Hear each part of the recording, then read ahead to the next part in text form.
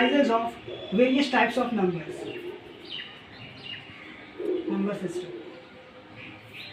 So first we have under number system we are going to learn about natural numbers. These are also known as counting numbers and start from 1, 2, 3 and it will go on so on to infinity. So here these are natural numbers. Now if we talk about another category of numbers, we have whole numbers. Whole numbers comprises of all the natural numbers along with 0. So we have 0, 1, 2, 3, 4, so on to infinity. All will come under whole numbers. Now if we talk about the third set of numbers, which we call as integers, these are the set of numbers including all the positive natural numbers along with negative natural numbers as well as 0. So we have minus infinity, so minus 4, minus 3, minus 2, minus 1, 0, 1, 2, 3 and so on to infinity. These numbers come under integer. Now we have another category of number known as real numbers. Real numbers comprises of two numbers. First one is rational number,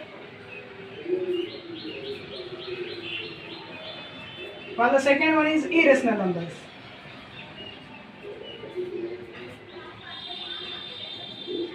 If we talk about rational numbers, all the numbers in the form of a by b, where a and b are integers and b must not be equal to 0, the denominator must not be equal to 0, they will be an irrational number. And if we talk about irrational number, these are the numbers which cannot be in the form of a by b, where a and b are integers and b is not equal to 0. So let us see more about rational numbers. All these numbers, natural numbers, whole numbers, integers, they are rational numbers because as we can see 1 by 1, it is in the form of a by b as the denominator b, which is 1, is not equal to 0. So and if we talk about 2 is also a rational number because it has one hidden or it has 1 as its denominator, which is not equal to 0. Hence we can say that 2 is also a rational number. Some more examples, it can be 2 by 3. If we talk about 0 is also a rational number because numerator can be 0 but denominator should not be a 0 if any number is to be a rational number. If we talk about irrational number like we have pi,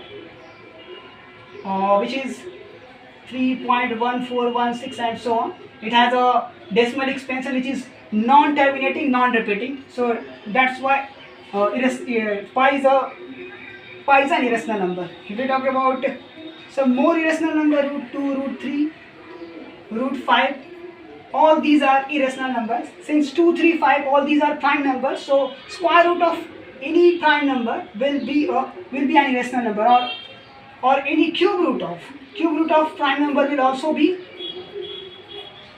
an irrational number. Irrational number, if we talk more about irrational numbers, the decimal expansion of rational number will be either terminating or non-terminating but repeating. If we talk about irrational numbers, the decimal expansion of irrational number is neither terminating nor repeating. For example, we have 2 by 3. We talk about 2 by 3.